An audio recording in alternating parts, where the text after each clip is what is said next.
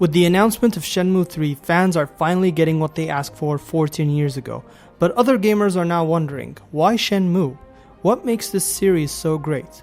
Well, for starters, it was the game that pretty much defined open world, and till this day remains the best in the genre. Now, I know a lot of you will disagree and say that GTA and Just Cause are way better examples of open world games, but hear me out. Despite its age, let me tell you why Shenmue is the best open world game I've ever played.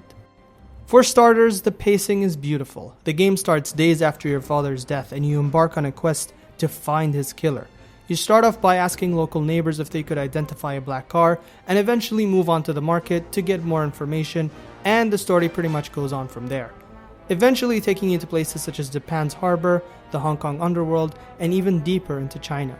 The game's motivation comes from Ryu and his determination, not some overseer voice or mission objective commander telling you what to do next. Instead, you learn about what to do next naturally by asking people. Sometimes it's as easy as finding the next person to talk to or getting involved in a bar fight to get more information. For example, in Shenmue 2, your wallet gets stolen and you need to find money to survive. You can get involved in arm wrestling, lifting crates, and even gambling. It's dynamic and doesn't make you know what will come next.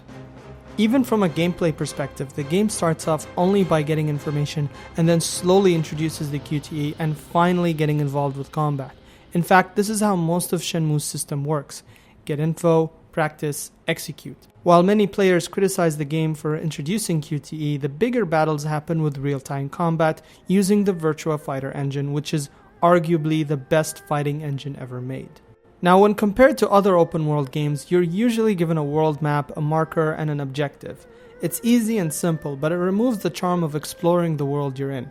Of course, you can't really blame developers since those worlds are ridiculously huge, and believe it or not, that's one of the reasons I don't like other open world games. They force you to use vehicles and end up wasting so many assets on things that will probably never be explored or utilized properly. Instead, they serve as a means to sell the product on scale. At least, that's how I look at it.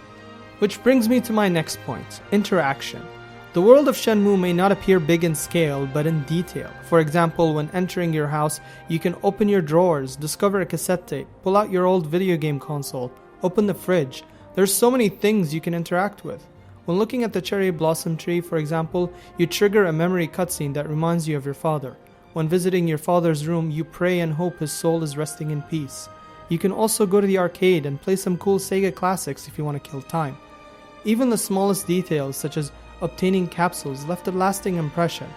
Now, when I finished GTA 5 and Watch Dogs, I don't remember having that level of interaction. I don't even remember the places I visited or the people I interacted with. Only some cool missions involving a helicopter and a bank robbery, I guess. But those games end up turning the world into more of a playground than a living, breathing place. Shenmue forces you to walk and explore the world you're in and familiarize yourself with its surrounding, not only by looking at it, but by interacting with it.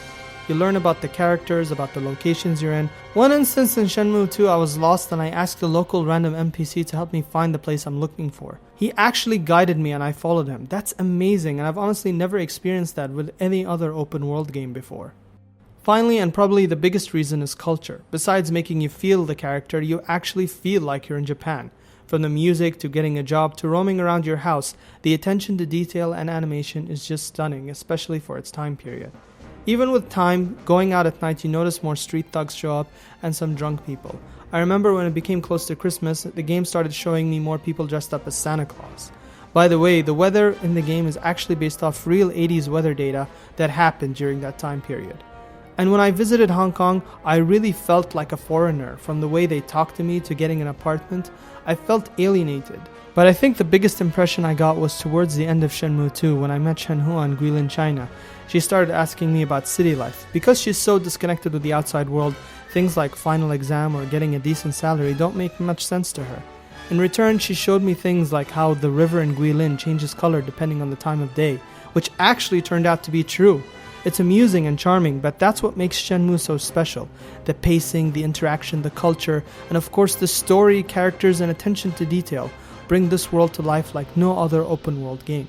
I mean, every time the sun sets, the game pauses just to show you this.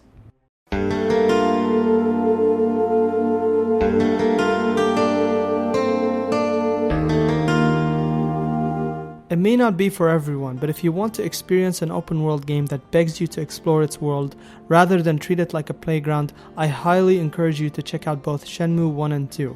Even if you're not into open world games, Shenmue should definitely keep you hooked with its captivating narrative and characters. Thanks for watching this video. I just want to give a big shout out to Dreamcast Tube. They did an amazing video showing Shenmue in HD. Unfortunately, it's only running on an emulator, but I hope Sega releases Shenmue 1 and 2 in HD so we can all check it out, and rather than buying a Dreamcast or using an emulator. Don't forget to like, favorite, subscribe. With you is Rashid the Arab Gamer, gaming from the Arab world. Ya Aziz.